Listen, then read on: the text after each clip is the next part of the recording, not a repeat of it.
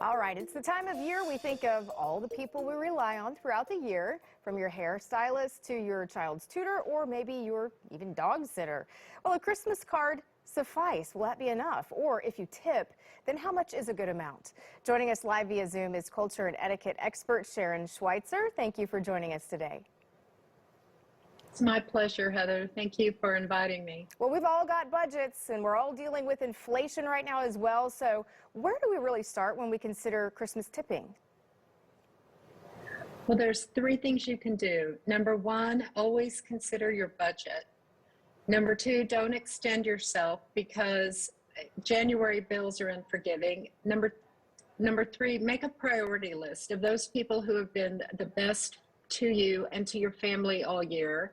And then you also want to consider alternative gifts if you have some financial considerations.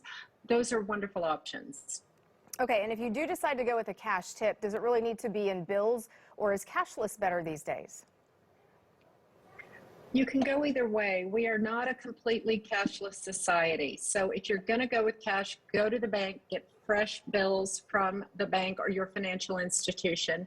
And then you can always use things like Venmo, a Cash App, Zelle. You know, you can use different options depending on the gift recipient. Okay, so let's talk more about the monetary alternatives that people would really want.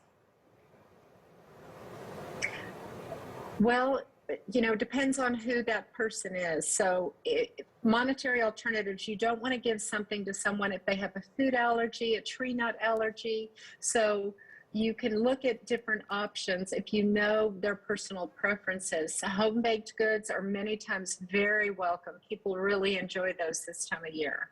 And if you tip someone all the time, say like your landscaper, your manicurist, whoever, is there an exception to give extra during the holidays?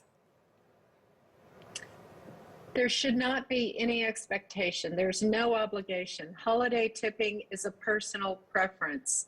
And these are just things people consider as guidelines. So if you do have someone you regularly tip during the year, sometimes it's really nice if you're able to financially to give them the equivalent of an extra session or an extra haircut or an extra hair design if you have the financial means, but by no means is it an obligation. Okay.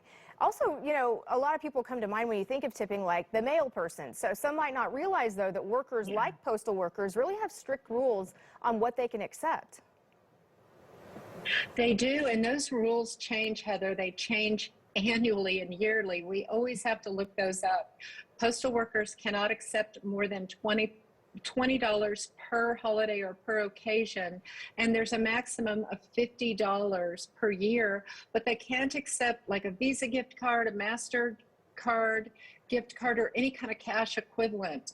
So they can only accept maybe for a specific store or maybe a Starbucks gift card or a coffee shop gift card, something like that. It's really limited.